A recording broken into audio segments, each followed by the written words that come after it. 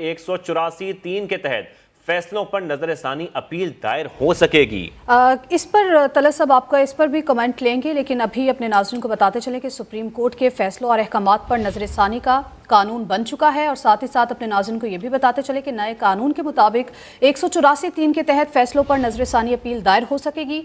नजर ثانی अपील फैसला देने वाले बेंच से बड़ा बेंच फैसला सुनेगा।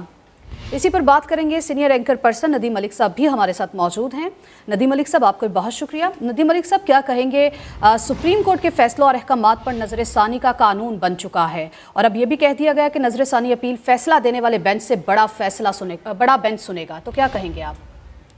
देखिए कि इसमें सबसे तो बड़ी खबर यह है कि ये ना सिर्फ इस मौजूदा केस के ऊपर असर अंदाज होगा, बल्कि साथ ही साथ जो नवाज शरीफ और जहांगीर तरीन की नाअहली के मामला हैं, उन दोनों के लिए भी as a special case one time provision मौजूद है कि वो भी अपील कर सकेंगे।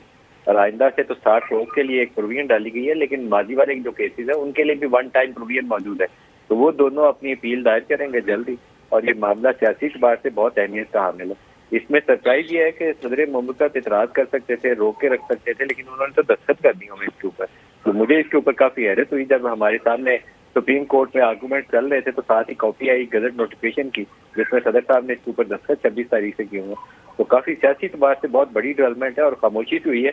इसका मतलब है कि बड़े स्टेक होल्डर सारे इस मसले के ऊपर ऑन बोर्ड होंगे। जी नदीम साहब, लेकिन इसके साथ साथ हम देख रहे हैं कि आज नवाज शरीफ को मुस्लिम लीग की सदारत पर बहाल करने की जो दरख्वास्त है वो भी दायर की गई, लेकिन उस पर एतराज़ उठाया गया कि ये जो दरख्वास्त है ये सिर्फ और सिर्फ सुप्रीम कोर्ट में दायर की जा सकती है, ये हाई कोर्ट में दायर नहीं की जा सकती। ऐसा भी होगा? देखिए कि जो उनकी सदारत वाला मामला था वो इन्होंने इलेक्शन एक्ट के अंदर एक प्रोविजन डाली थी, आई थिंक उसका सेक्शन 203 था, जिसके ऊपर इतराज लग के तो इनको सदारत से हटा दिया गया था कि कोई भी नाअहल शख्स पार्टी सदारत के लिए मौजूद नहीं है। लेकिन अब जब उनका ये अपील वाला मामला और ताहियात नाअहली वाला मामला ये जब एड्रेस होगा तो बाकी मामला सानवी हैसियत इख्तियार कर जाएंगे। पहले मामला यह है कि क्या सुप्रीम कोर्ट से इनकी जो अपील दायर होगी उसके बाद ताहियात नाअहली वाला मामला इनका रिवर्स होता है। अगर वो रिवर्स होने का कोई रास्ता निकला तो बाकी चीजें सारी इख्तियार कर देंगे। ठीक है तलत साहब, ये जो कानून पास हुआ है, ये जो कानून बन गया